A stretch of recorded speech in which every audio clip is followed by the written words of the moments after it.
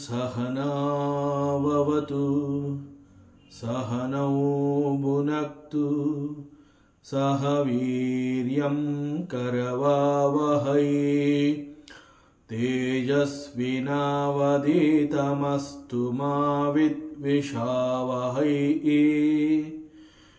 ಓಂ ಶಾಂತಿ ಶಾಂತಿ ಶಾಂತಿ.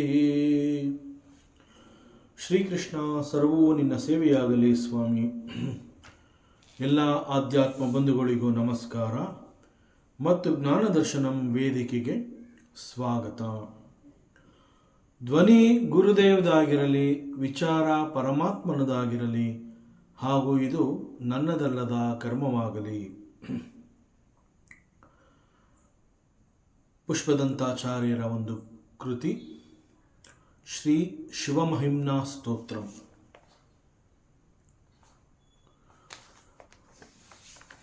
ಪರಮಾತ್ಮ ಶಿವನ ಭಕ್ತ ರಾವಣ 3 ಲೋಕಗಳನ್ನು ಗೆದ್ದಿದ್ದಾನೆ. 3 ಲೋಕಗಳನ್ನು ಗೆದ್ದು ಎಲ್ಲೂ ಕೂಡ ಅವನಿಗೆ ಶತ್ರುಗಳೇ ಇಲ್ಲದಂತೆ ಒಂದು ವಾತಾವರಣವನ್ನು ಸೃಷ್ಟಿ ಮಾಡಿದ್ದಾನೆ. That means he is the ಅಧಿಪತಿ for the entire 3 worlds. So ಅವನನ್ನು ಯಾರು ಕೂಡ ಪ್ರಶ್ನೆ ಮಾಡೋಕ್ಕೆ ಆಗದೇ ಇರುವಂತೆ ಬಹಳ ದೊಡ್ಡದಾಗಿ ಬೆಳೆದಿದ್ದಾನೆ. ಒಮ್ಮೆ ಹನುಮಂತ ರಾಯಭಾರಿಯಾಗಿ ರಾವಣನ ಆಸ್ಥಾನಕ್ಕೆ ಬಂದಾಗ ಅಲ್ಲಿ ಸಮಸ್ತ ದೇವತೆಗಳು ಕೂಡ ತಲೆಬಾಗಿ ಕೈ ಮುಗಿದುಕೊಂಡು ನಿಂತಿದ್ದರು. ಆ ದೇವತೆಗಳೆಲ್ಲರೂ ಕೂಡ ಯಾವ ರೀತಿ ನಿಂತಿದ್ರು ಅಂತಂದರೆ, ಯಾವುದೇ ಕ್ಷಣದಲ್ಲಿ ರಾವಣ ಯಾವ ಕೆಲಸವನ್ನು ಬೇಕಾದರೂ ನಮಗೆ ಕೊಡಬಹುದು. ಸೊ ಒಂದು ವೇಳೆ ರಾವಣ ಏನಾದರೂ ಇಂತಹ ಕೆಲಸವನ್ನು ನೀವು ಮಾಡಬೇಕು ಅಂತಂದರೆ ಆ ಕ್ಷಣದಲ್ಲಿ ನಾವು ಮಾಡಿ ಮುಗಿಸ್ತೀವಿ ಅನ್ನುವಂತಹ ಭರವಸೆಯನ್ನು ಕೊಡೋದಕ್ಕೆ ನಾವು ಸಿದ್ಧರಾಗಿದ್ದೀವಿ ಅನ್ನುವಂತೆ ಅವರೆಲ್ಲ ನಿಂತಿರ್ತಾರೆ. ಫಾರ್ ಎಕ್ಸಾಂಪಲ್, ವರುಣದೇವ ಅಲ್ಲಿ ಹೇಗೆ ನಿಂತಿರ್ತಾನೆ ಅಂತಂದರೆ, ರಾವಣ ಯಾವ ಭಾಗದಲ್ಲಿ ನಾನು ಮಳೆಯನ್ನು ಸುರಿಸಬೇಕು, ನಾನು ರೆಡಿ ಇದ್ದೀನಿ ಅನ್ನುವಂತೆ ಅವನು ನಿಂತಿರ್ತಾನೆ. ಹಾಗೆ ಅಲ್ಲಿ ಅವನ ಆಸ್ಥಾನದಲ್ಲಿ ಅನೇಕ ಸಾಧು ಸಂತರು, ದೊಡ್ಡ ದೊಡ್ಡ ಋಷಿ ಮುನಿಗಳು ಅವರು ಕೂಡ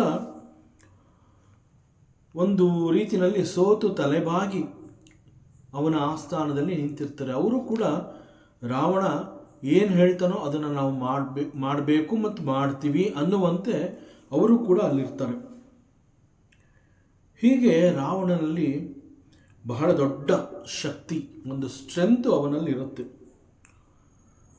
ಇಷ್ಟೊಂದು ಸ್ಟ್ರೆಂತ್ ಅವನಲ್ಲಿದ್ದ ಕಾರಣದಿಂದ ಅವನಿಗೆ ಯಾವಾಗಲೂ ಕೂಡ ಎಲ್ಲೋ ಒಂದು ಕಡೆ ಹೋಗಿ ಯುದ್ಧವನ್ನು ಮಾಡಿ ನನ್ನ ಶಕ್ತಿಯನ್ನು ನಾನು ಪ್ರದರ್ಶಿಸಬೇಕು ಮತ್ತು ನಾನು ಅವರನ್ನು ವಶಪಡಿಸ್ಕೋಬೇಕು ಅನ್ನುವಂತಹ ತವಕ ಅವನನ್ನು ಕಾಡ್ತಾ ಇರುತ್ತೆ. ಇನ್ಫ್ಯಾಕ್ಟ್ ಅವನು ಈಗಾಗಲೇ 3 ಲೋಕಗಳನ್ನು ಗೆದ್ದ ಆಗಿದೆ. ಅಲ್ಲಿ ಇನ್ಯಾವ ಪ್ರದೇಶವೂ ಇಲ್ಲ ಅವನು ಗೆಲ್ಲಬೇಕು ಅಂತ. ಮತ್ತು ಅವನನ್ನು ಪ್ರಶ್ನೆ ಮಾಡುವಂತಹ ಯಾರೊಬ್ಬ ಕೂಡ ಅಲ್ಲಿ ಇಲ್ಲ. ಆದರೆ because he has got that strength, ನನ್ನಲ್ಲಿ ಇಂತಹ ಒಂದು ಶಕ್ತಿ ಇದೆ, ನನ್ನನ್ನು ಸೋಲಿಸೋರು ಯಾರೂ ಇಲ್ಲ ಅನ್ನೋವಂಥದ್ದು ಅವನಿಗೆ ಗೊತ್ತಾಗಿರೋದ್ರಿಂದ ತನ್ನಲ್ಲಿರುವಂತಹ ಶಕ್ತಿಯನ್ನು ತಾನೇ ಪರೀಕ್ಷೆಗೆ ಒಡ್ಕೋಬೇಕು. ಆ ರೀತಿಯಲ್ಲಿ ಅವನದು ಮೈಂಡು ರೆಸ್ಟ್ಲೆಸ್. ಯಾಕೆ ಅವನಲ್ಲಿ ಇಂತಹ ಒಂದು ಯೋಚನೆಗಳು ಬರ್ತಾ ಇದೆ, ಮತ್ತೆ ಮತ್ತೆ ಯುದ್ಧವನ್ನು ಮಾಡಬೇಕು, ನನ್ನ ಶಕ್ತಿಯನ್ನು ಪ್ರದರ್ಶಿಸಬೇಕು ನನ್ನನ್ನು ಯಾರೂ ಗೆಲ್ಲಬಾರ್ದು, ಇದೆಲ್ಲ ಅವನಿಗೆ ಯಾಕೆ ಮನಸ್ಸಿನಲ್ಲಿ ಈ ರೀತಿ ಬರ್ತಾ ಇದೆ ಅಂತಂದರೆ, ಮೈಂಡ್ ಈಸ್ ರೆಸ್ಟ್ಲೆಸ್. ಈಗಾಗಲೇ ಅವನು 3 ಲೋಕಗಳನ್ನು ಗೆದ್ದಾಗಿದೆ. ಸಮಸ್ತ ದೇವತೆಗಳು ಅವನ ಆಸ್ಥಾನದಲ್ಲಿ ತಲೆಬಾಗಿಸಿ ನಿಂತಿರ್ತಾರೆ. ಇದೆಲ್ಲ ಅವನಿಗೆ ಗೊತ್ತಿದೆ. In spite of that, because ನಾನು ಅಷ್ಟೊಂದು ಶಕ್ತಿಯನ್ನು ಸಂಪಾದನೆ ಮಾಡ್ಕೊಂಡಿದ್ದೀನಿ, ನನ್ನ ಶಕ್ತಿಯ ಪರಿಚಯ ಎಲ್ರಿಗೂ ಗೊತ್ತಾಗಬೇಕು. ಇನ್ಫ್ಯಾಕ್ಟ್ ಗೊತ್ತಾಗಿದೆ. ಆದರೂ ಕೂಡ ಬಿಕಾಸ್ ಅವನ ಮನಸ್ಸು ರೆಸ್ಟ್ಲೆಸ್ ಆಗಿರೋದ್ರಿಂದ ಈ ರೀತಿ ತವಕ ಅವನನ್ನು ಕಾಡ್ತಾ ಇರುತ್ತೆ. ಸೊ ರಾಮಚರಿತ ಮಾನಸದಲ್ಲಿ ಈ ರಾವಣನ ಈ ಒಂದು ಪರಿಸ್ಥಿತಿಯ ಬಗ್ಗೆ ಒಂದು ವರ್ಣನೆ ಇದೆ. ರಾವಣ ಸದಾಕಾಲ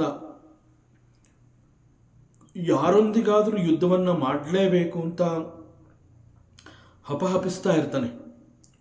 ಅವನಿಗೆ ಯುದ್ಧ ಮಾಡೋದಕ್ಕೆ, ಅವನ ಜೊತೆಯಲ್ಲಿ ಯುದ್ಧ ಮಾಡೋದಕ್ಕೆ ಯಾರೂ ಸಿದ್ಧರಿರಲಿಲ್ಲ. ಯಾಕೆ ಅಂತಂದರೆ ಎಲ್ರಿಗೂ ಗೊತ್ತು ರಾವಣ ಒಬ್ಬ ದೊಡ್ಡ ಪರಾಕ್ರಮಿ, ಅವನೊಬ್ಬ ಶೂರ. ಅವನೊಡನೆ ಏನಾದ್ರು ಕಾದಾಟ ಮಾಡಿದ್ರೆ ಅಥವಾ ಯುದ್ಧವನ್ನು ಮಾಡಿದ್ರೆ ಪೆಟ್ಟು ತಿನ್ನೋದು ಗ್ಯಾರಂಟಿ ಅನ್ನುವಂತಹದ್ದು ಎಲ್ರಿಗೂ ಗೊತ್ತು. ಸೊ ಅದರಿಂದ ಯಾರೂ ಕೂಡ ಅವನ ಜೊತೆ ಯುದ್ಧ ಮಾಡೋದಕ್ಕೆ ಸಿದ್ಧರಿರಲಿಲ್ಲ. ಮತ್ತು ರಾವಣನಿಗೆ ಇಷ್ಟು ಶಕ್ತಿ ಹೇಗೆ ಬಂತು? ರಾವಣ ಇಷ್ಟೊಂದು ಶಕ್ತಿಯನ್ನು, ಶೌರ್ಯವನ್ನು, ಪರಾಕ್ರಮವನ್ನು ಗಳಿಸಿಕೊಂಡಿದ್ದಾದರೂ ಹೇಗೆ?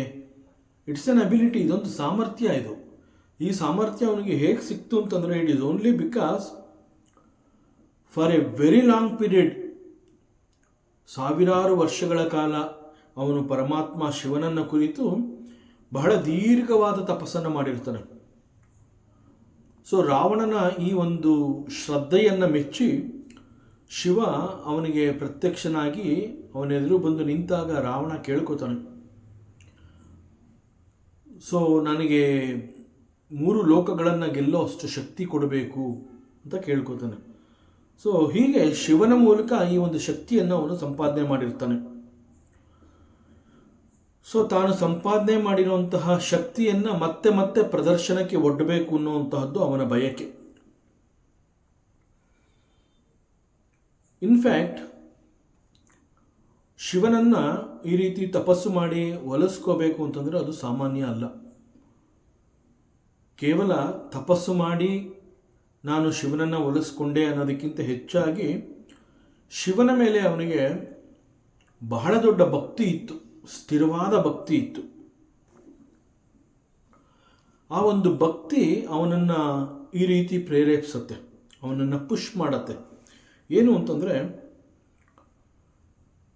ಇದಂ ಶಿರಃ ಪದ್ಮಶ್ರೇಣಿ ರಚಿತ ಚರಣಾಂಬೋರು ಹಬಲೇಹೇ. ಸೊ ದೀರ್ಘವಾದ ತಪಸ್ಸನ್ನು ಮಾಡ್ತಾ ಇದ್ದಂತಹ ಒಂದು ಸಂದರ್ಭದಲ್ಲಿ ರಾವಣ ಶಿವನಿಗಾಗಿ ನಾನು ಏನನ್ನು ಬೇಕಾದರೂ ಅರ್ಪಿಸ್ತೀನಿ, ಶಿವನ ದರ್ಶನ ನನಗಾಗಬೇಕು. ಸೊ ಈ ಒಂದು ಕಾರಣದಿಂದ he was ready to offer anything and ready to sacrifice anything to Lord Shiva. ಹೀಗಾಗಿ ಅವನೇನು ಮಾಡ್ತಾನೆ, ರಾವಣ ಅಂತಂದರೆ ಎಲ್ರಿಗೂ ಗೊತ್ತಿದೆ, ಹಿ ಹ್ಯಾಸ್ ಗಾಟ್ 10 heads. ಅವನು 10 ತಲೆಗಳನ್ನು ಹೊಂದಿದ್ದ. ಇದು ವರ್ಣನೆ, 10 ತಲೆಗಳನ್ನು ರಾವಣ ಹೊಂದಿದ್ದಾನೆ ಎನ್ನುವಂತಹದ್ದು ವರ್ಣನೆ. ಸೊ ಅವನು ಹೊಂದಿರುವಂತಹ ಈ 10 ತಲೆಗಳನ್ನು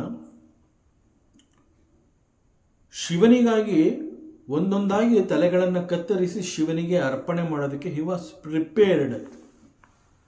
ಸೊ ಆ ಮಟ್ಟದಲ್ಲಿ ಅವನು ಶಿವನನ್ನು ಅಷ್ಟೊಂದು ಶ್ರದ್ಧೆಯಿಂದ ಭಕ್ತಿ ಮಾಡಿರ್ತಾನೆ. ಸೊ ತಪಸ್ಸು ಮಾಡ್ತಾ ಇರುವಂತಹ ಈ ಸಂದರ್ಭದಲ್ಲಿ ಹೇಗಾದರೂ ಮಾಡಿ ನಾನು ಶಿವನ ಮನಸ್ಸನ್ನು ಗೆಲ್ಲಬೇಕು, ಶಿವನನ್ನು ಒಲಿಸ್ಕೋಬೇಕು ಅಂತ ಹೇಳಿ ಹೀಗೆ ತನ್ನ 10 ತಲೆಗಳನ್ನು ಶಿವನಿಗೆ ಕೊಡಬೇಕು. ಸೊ ಒಂದಾದ ಮೇಲೆ ಒಂದು ತಲೆಯನ್ನು ನಾನು ಶಿವನಿಗೆ ಅರ್ಪಿಸ್ತೀನಿ ಅಂತ ಹೇಳಿ he was prepared and he was ready. So ಈ ಒಂದು ಸಂದರ್ಭದಲ್ಲಿ ಶಿವ ಅವನ ಶ್ರದ್ಧೆ ಮತ್ತು ಭಕ್ತಿಯನ್ನು ಮೆಚ್ಚಿ ಅವನಿಗೆ ಇಂತಹ ಒಂದು ಅಪರೂಪವಾದ ಸಾಮರ್ಥ್ಯ ಮತ್ತು ಶಕ್ತಿಯನ್ನು ಕೊಟ್ಟಿರ್ತಾನೆ. ಸೊ ಇಷ್ಟು ದೊಡ್ಡ ಶಿವಭಕ್ತ ರಾವಣ, ಇಷ್ಟು ದೊಡ್ಡ ಶಿವಭಕ್ತ ರಾವಣ ಅವನು ಹೇಗೆ ಒಬ್ಬ ರಾಕ್ಷಸನಾಗಿ ಬದಲಾದ? ಯಾಕೆ ಅಂತಂದರೆ ಡಿವೋಟಿ ಅಂತ ಹೇಳಿದಾಗ ಅವನಲ್ಲಿ ಆ ಒಂದು ಸತ್ವಗುಣ ಎದ್ದು ಕಾಣುತ್ತೆ. ಯಾಕೆ ಅವನು ಪರಮಾತ್ಮನನ್ನು ಪ್ರೀತಿ ಮಾಡ್ತಾನೆ, ಭಕ್ತಿ ಮಾಡ್ತಾನೆ ಅಂತಂದರೆ, ಬಿಕಾಸ್ ಅವನಲ್ಲಿರುವಂತಹ ಗುಣ ಈಸ್ ಸತ್ವ. ಬಿಕಾಸ್ ಆಫ್ ದಟ್ ಸತ್ವಗುಣ ಒಬ್ಬ ಸಾಧಕ ಪರಮಾತ್ಮನನ್ನು ಅಷ್ಟೊಂದು ಭಕ್ತಿ ಮಾಡೋದಕ್ಕೆ ಸಾಧ್ಯ. ಸೊ ಅದೇ ರೀತಿ ರಾವಣನಲ್ಲೂ ಕೂಡ ಅಷ್ಟೊಂದು ಸತ್ವಗುಣಗಳೇ ತುಂಬಿದ ಕಾರಣದಿಂದ ಅವನು ಪರಮಾತ್ಮ ಶಿವನನ್ನು ಈ ರೀತಿ ಭಕ್ತಿ ಮಾಡೋದಕ್ಕೆ ಸಾಧ್ಯ ಆಯಿತು. ಆದರೆ ರಾಕ್ಷಸನಾಗಿ ಬದಲಾದ ಅಂತಂದರೆ, ರಾಕ್ಷಸ ಅನ್ನುವಂತಹದ್ದು ಕೂಡ ಒಂದು ಗುಣ. ಸೊ ಸತ್ವಗುಣ ಅನ್ನುವಂತಹದ್ದು ಅವನನ್ನು ಡಿವೋಟಿ ಅಂತ ಹೇಳುತ್ತೆ ಅಂತಂದಮೇಲೆ, ರಾಕ್ಷಸ ಅನ್ನುವಂತಹದ್ದು ಕೂಡ ಅವನ ಮತ್ತೊಂದು ಗುಣವನ್ನು ಅದು ತೋರಿಸ್ತಾ ಇದೆ. ಸತ್ವಗುಣಗಳನ್ನೇ ಹೊಂದಿದ್ದಂತಹ ರಾವಣ ಈ ರಾಕ್ಷಸಿ ಗುಣಗಳನ್ನು ಹೇಗೆ ಹೊಂದಿದ, ಯಾವ ರೀತಿಯಲ್ಲಿ ಅವನು ಬದಲಾದ? So this is the question. ಯಾಕೆಂತಂದರೆ ಅಷ್ಟು ದೊಡ್ಡ ತಪಸ್ಸು ಮಾಡಿ ಪರಮಾತ್ಮ ಶಿವನನ್ನು ಭಕ್ತಿಯಿಂದ ಒಲಿಸಿಕೊಂಡು ತನಗೆ ಬೇಕಾದಂತಹ ವರಗಳನ್ನು ಪಡ್ಕೊಂಡ ಅಂತಂದರೆ, that shows he is a great devotee of lord Shiva. So ಇಷ್ಟೊಂದು ದೊಡ್ಡ ಡಿವೋಟಿ ಅಂತಂದ ಮೇಲೆ ಅವನಲ್ಲಿ ಅಷ್ಟೊಂದು ಒಳ್ಳೆಯ ಗುಣಗಳೇ ಇರಬೇಕಿತ್ತು, ಸತ್ವಗುಣಗಳೇ ಇರಬೇಕು. ಸತ್ವಗುಣಗಳಿದ್ದ ಕಾರಣದಿಂದ ಅವನು ಪರಮಾತ್ಮ ಶಿವನನ್ನು ಭಕ್ತಿ ಮಾಡೋದಕ್ಕೆ ಸಾಧ್ಯವಾಯಿತು.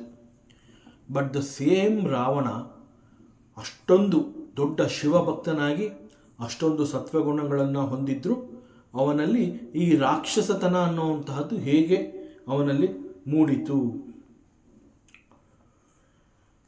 ಸೊ ಸಾಮಾನ್ಯವಾಗಿ ದೇವರಲ್ಲಿ ಭಕ್ತಿ ಶ್ರದ್ಧೆ ಇರುವಂತಹವರು ಸಮಾಜದಲ್ಲಿ ತಪ್ಪು ಕೆಲಸವನ್ನು ಮಾಡೋದಿಲ್ಲ ಅನ್ನುವಂತಹದ್ದು ಒಂದು ಸಾಮಾನ್ಯ ತಿಳಿವಳಿಕೆ. ಹಾಗೂ ಅನೇಕ ಜನಸಾಮಾನ್ಯರು ಈ ರೀತಿ ತಿಳಿದಿರ್ತಾರೆ. ಸೊ ಇವನೊಬ್ಬ ದೈವ ಭಕ್ತ, ಅವನಲ್ಲಿ ಸತ್ವಗುಣಗಳು ತುಂಬಿದೆ, ಅವನಿಂದ ಸಮಾಜಕ್ಕೆ ಯಾವ ರೀತಿಯಾದ ಹಾನಿ ಉಂಟಾಗೋದಿಲ್ಲ. ಯಾಕೆ ಅವನಿಂದ ಹಾನಿ ಉಂಟಾಗೋದಿಲ್ಲ ಅಂತಂದರೆ, ಹಾನಿಯನ್ನು ಮಾಡೋದಕ್ಕೆ ಬೇಕಾಗಿರುವಂತಹ ಗುಣ ಅವನಲ್ಲಿ ಇಲ್ಲವೇ ಇಲ್ಲ. ಅವನಲ್ಲಿರುವಂತಹದ್ದೇನು? ಸತ್ವಗುಣ, ದೈವಿ ಗುಣ. ಸೊ ಸಮಾಜದಲ್ಲಿ ಈ ಒಂದು ನಂಬಿಕೆ ಇರುತ್ತೆ ಜನಸಾಮಾನ್ಯರಿಗೆ. So this is the general understanding about the devotees in the society. ಇಲ್ಲಿ Ravana, he is also a great devotee of Lord Shiva. No doubt about it. So ಇಲ್ಲಿ ರಾವಣನಲ್ಲೂ ಕೂಡ ನಾವು ಅಂತಹ ಸತ್ವಗುಣಗಳನ್ನು ನೋಡಬಹುದು. ಸೊ ಒಬ್ಬ ಸಾತ್ವಿಕ ಕ್ರಮೇಣ ರಾಕ್ಷಸನಾಗಬೇಕಾದರೆ ಕಾರಣ ಏನಿರಬಹುದು? ಸಾತ್ವಿಕ ಗುಣ ಮತ್ತು ರಾಕ್ಷಸ ಸ್ವಭಾವ ಅನ್ನುವಂತಹದ್ದು ಅವೆರಡೂ ಕೂಡ ಒಂದಕ್ಕೊಂದು ತದ್ವಿರುದ್ಧ. So both of them are opposite in nature. So ಇಲ್ಲಿ ನಾವು ಸೂಕ್ಷ್ಮವಾಗಿ ಈ ಒಂದು ವಿಚಾರವನ್ನು ಗಮನಿಸಿದ್ರೆ ನಮಗೆ ಗೊತ್ತಾಗುವಂತಹ ಸತ್ಯ ಏನು ಅಂತಂದರೆ, ರಾವಣ 10 ತಲೆಗಳನ್ನು ಹೊಂದಿದ್ದಾನೆ ಅಂತ ಹೇಳ್ತಾರೆ. ಪುರಾಣದಲ್ಲಿ ಇರುವ ವರ್ಣನೆಯ ಪ್ರಕಾರ ರಾವಣ ಅವನೊಬ್ಬ ರಾಕ್ಷಸ, ಅವನಿಗೆ 10 ತಲೆಗಳಿತ್ತು. ಸೊ ಈ ಒಂದು ವರ್ಣನೆಯನ್ನು ನಾವು ನೋಡ್ತೀವಿ. ಬಟ್ ದ ಸಿಂಬಾಲಿಕ್ ಮೀನಿಂಗ್, ವೇದಾಂತದ ದೃಷ್ಟಿಯಿಂದ ರಾವಣ ಹೊಂದಿರುವಂತಹ ಈ 10 ತಲೆಗಳು ಅಂತಂದರೆ, that is 10 sense organs. That is 5 ಕರ್ಮೇಂದ್ರಿಯಗಳು ಹಾಗೂ 5 ಜ್ಞಾನೇಂದ್ರಿಯಗಳು. ಸೊ ಪಂಚೇಂದ್ರಿಯಗಳ 5, ಜ್ಞಾನೇಂದ್ರಿಯಗಳ 5 ಇವೆರಡೂ ಸೇರಿಸಿ ಒಟ್ಟು 10 ಇಂದ್ರಿಯಗಳನ್ನು ಕುರಿತು ಇಲ್ಲಿ ರಾವಣನ 10 ತಲೆಗಳು ಅಂತ ಹೇಳಿರುವಂತಹದ್ದು. ಸೊ ರಾವಣನಿಗೆ 10 ತಲೆಗಳಿದೆ ಅಂತಂದರೆ ಒಂದೊಂದು ತಲೆ ಒಂದೊಂದು ಇಂದ್ರಿಯಗಳನ್ನು ಕುರಿತು ಹೇಳಿರುವಂತಹದ್ದು. ಯಾಕೆಂದರೆ ನಾವು ಯೋಚನೆ ಮಾಡಿದ್ರೆ ಒಬ್ಬ ಮನುಷ್ಯ ಅವನ ದೈಹಿಕ ರಚನೆ ಹೇಗಿರುತ್ತೆ ಅಂತಂದರೆ,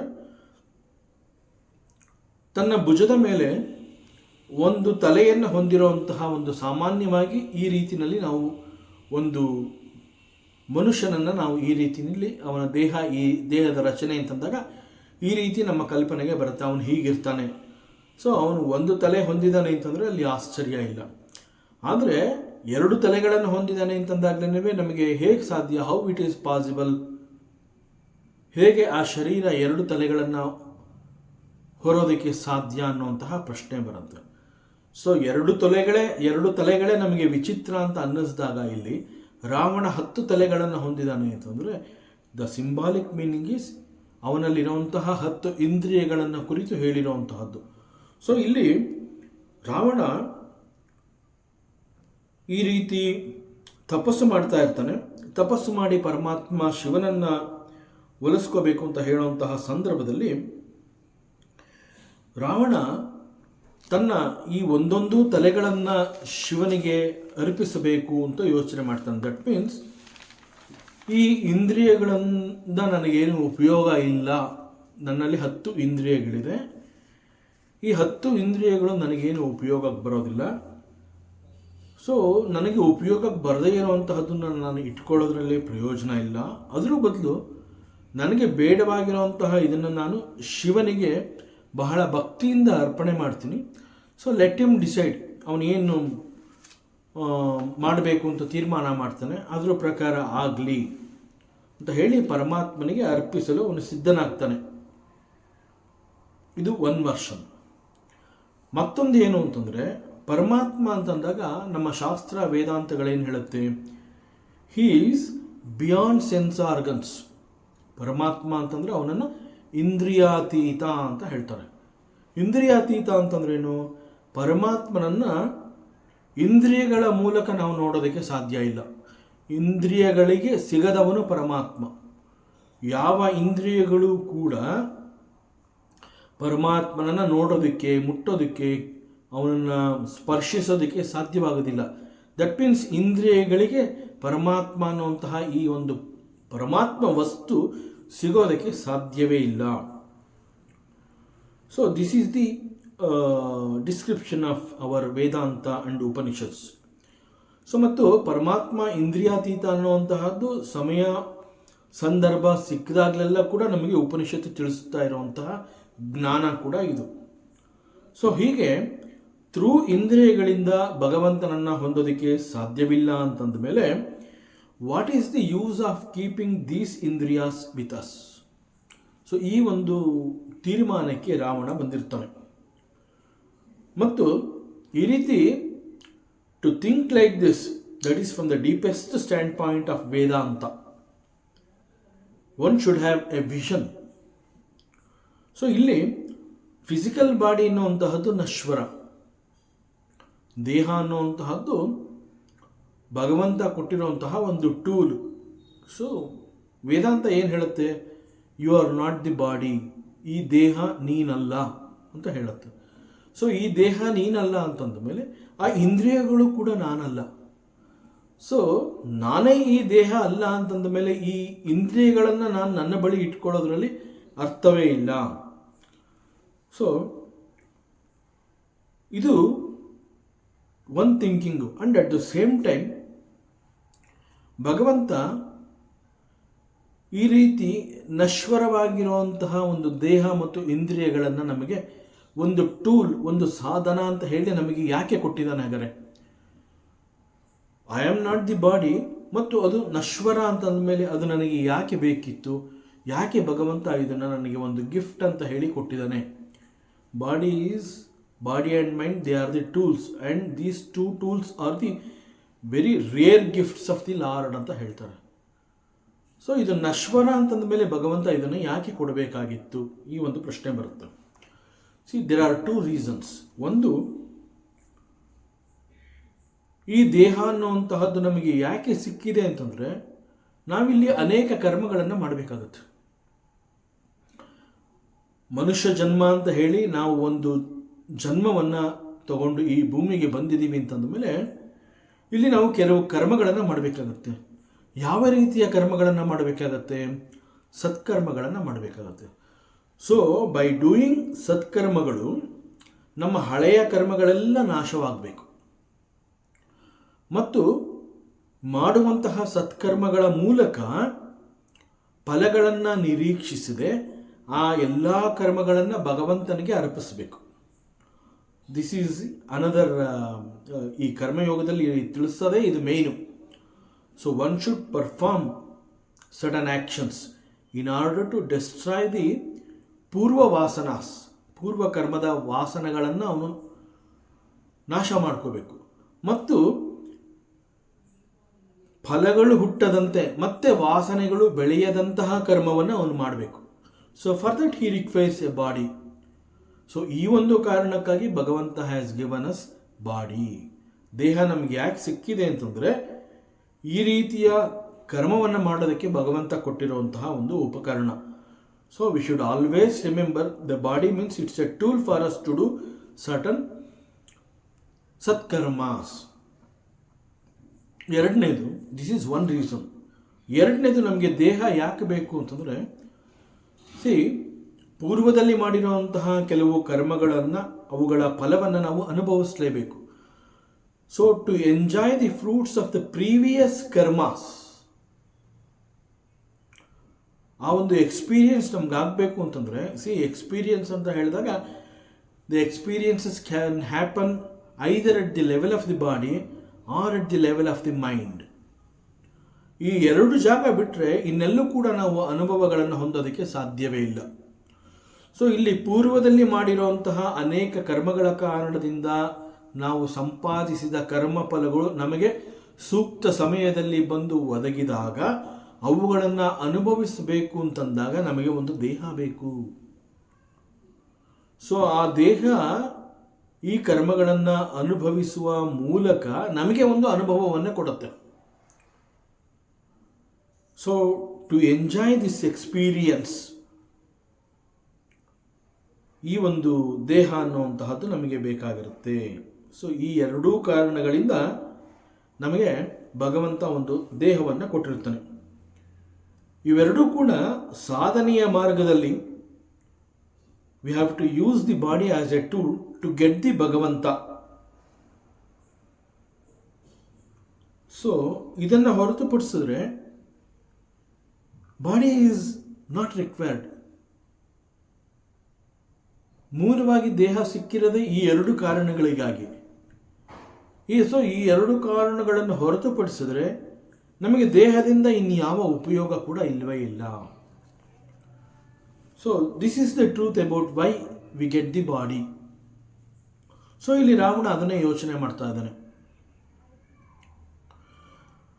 ಈ ದೇಹ ಮತ್ತು ಇಂದ್ರಿಯಗಳ ಮೂಲಕ ನಾನು ಭಗವಂತನನ್ನು ಹೊಂದೋದಕ್ಕೆ ಸಾಧ್ಯವೇ ಇಲ್ಲ ಅಂತಂದ ಮೇಲೆ, ಜೊತೆಗೆ ದೇಹ ಯಾವತ್ತು ಬೇಕಾದ್ರೂ ಬಿದ್ದು ಹೋಗುತ್ತೆ. ಇಟ್ ಇಸ್ ನಶ್ವರ. There is no guarantee about this body. So ಇಂದ್ರಿಯಗಳಿಗೆ ಭಗವಂತ ಸಿಗೋದೇ ಇಲ್ಲ ಅಂತಂದ ಮೇಲೆ ಈ ದೇಹವನ್ನಾಗಲಿ ಇಂದ್ರಿಯಗಳನ್ನಾಗಲಿ ನಾನು ಇಟ್ಕೊಳ್ಳೋದ್ರಲ್ಲಿ ಅರ್ಥವೇ ಇಲ್ಲ.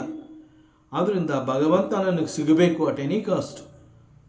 ಅವನು ಸಿಗಬೇಕು ಅಂತ ಹೇಳಿ ನಾನು ಇಷ್ಟು ದೊಡ್ಡ ತಪಸ್ಸನ್ನು ಮಾಡ್ತಾ ಇದ್ದೀನಿ. ಸೊ ಇಂದ್ರಿಯಗಳ ಮೂಲಕ ನಾನು ಭಗವಂತನನ್ನು ಹೊಂದೋದಕ್ಕೆ ಸಾಧ್ಯವೇ ಇಲ್ಲ ಅಂತಂದ ಮೇಲೆ there is no point in keeping these organs with me, sense organs with me.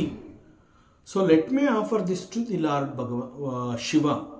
ಹೀಗೆ ಯೋಚನೆ ಮಾಡಿ ಅವನು ಒಂದೊಂದು ತಲೆ ಒಂದೊಂದು ಇಂದ್ರಿಯಗಳನ್ನು ಕುರಿತು ಹೇಳಿರೋದ್ರಿಂದ ನಾನು ನನ್ನ ಈ 10 ತಲೆಗಳನ್ನು ಒಂದಾದ ನಂತರ ಒಂದನ್ನು ನಾನು ಪರಮಾತ್ಮನಿಗೆ ನಾನು ಅರ್ಪಣೆ ಮಾಡ್ತೀನಿ ಅನ್ನುವ ಒಂದು ತೀರ್ಮಾನಕ್ಕೆ ಬರ್ತಾನೆ. ಸೊ ಇದು ಯಾಕೆ ಇಂತಹ ತೀರ್ಮಾನ ತಗೋತಾನೆ ಅಂತಂದರೆ, ಬಹುಶಃ ಭಕ್ತಿ ಹೆಚ್ಚಾದ ಕಾರಣದಿಂದ ಮತ್ತು ಶಿವ ನನಗೆ ಬೇಕೇ ಬೇಕು ಈ ಒಂದು ಹಂಬಲ ಅವನಲ್ಲಿ ಉಂಟಾಗಿರುತ್ತೆ. So because of this he was ready to sacrifice all his 10 heads to the Lord. So ಒಂದಾದ ಮೇಲೆ ಒಂದು ತಲೆಗಳನ್ನು ನಾನು ಭಗವಂತನಿಗೆ ಅರ್ಪಣೆ ಮಾಡ್ತಾ ಬರ್ತೀನಿ ಅಂತ ಹೇಳ್ತಾನೆ. So this is to please the Lord. ಸಾಮಾನ್ಯವಾಗಿ ಭಗವಂತನನ್ನು ನಾವು ಒಲಿಸ್ಕೋಬೇಕು, ಭಗವಂತನನ್ನು ನಾವು ತೃಪ್ತಿಪಡಿಸಬೇಕು ಅಂತ ಹೇಳ್ತೀವಿ. ನಾವು ಮಾಡುವಂತಹ ಎಲ್ಲ ಕಾರ್ಯಗಳು ಕೂಡ ಭಗವಂತನಿಗೆ ತೃಪ್ತಿ ಆಗಬೇಕು. ಆ ರೀತಿಯಲ್ಲಿ ನಾವು ಕರ್ಮದಲ್ಲಿ ತೊಡಕೋಬೇಕು ಅಂತ ಹೇಳ್ತೀವಿ. ನಾವು ಏನು ಬೇಕಾದ್ರೂ ಮಾಡ್ಬೋದು, ನಾವು ಏನೇ ಮಾಡಿದ್ರೂ ಕೂಡ ಅದು ಭಗವಂತನಿಗೆ ತೃಪ್ತಿ ಆಗಬೇಕು. ಸೊ ಇದು ಹಿರಿಯರು ಹಾಕಿಕೊಟ್ಟಿರುವಂತಹ ಮಾರ್ಗ, ಹಾಗೂ ನಮ್ಮ ಶಾಸ್ತ್ರ ಗ್ರಂಥಗಳು ತಿಳಿಸಿರುವಂತಹ ಮಾರ್ಗ. And we are also convinced because ಭಕ್ತ ಆರ್ ಎ ಸಾಧಕ ಇನ್ ದಿ ಪಾತ್ ಆಫ್ ಸಾಧನ ಅಂತ ಹೇಳಿದಾಗ ಅವನಲ್ಲಿ ಬರುವಂತಹ ಯೋಚನೆನೇ ಇದು. ಸೊ ಭಗವಂತನನ್ನು ನಾನು ಪ್ಲೀಸ್ ಮಾಡಬೇಕು ಅಂತಂದರೆ ಅವನಿಗೆ ತೃಪ್ತಿಯಾಗುವಂತಹ ಕೆಲಸಗಳನ್ನು ನಾನು ಮಾಡಬೇಕು. ಸೊ ಅವನನ್ನು ನಾನು ಮೆಚ್ಚಿಸಬೇಕು. ಈಗ ಭಗವಂತನನ್ನು ನಾನು ನೋಡ್ತಾ ಇದ್ದೀನಿ ಅಂತಂದಾಗ ಈ ಕಣ್ಣುಗಳಿಂದ ಭಗವಂತನನ್ನು ನೋಡಿ ಯಾಕೆ ನೋಡ್ತಾ ಇದ್ದೀನಿ ಅಂತಂದರೆ to please the lord.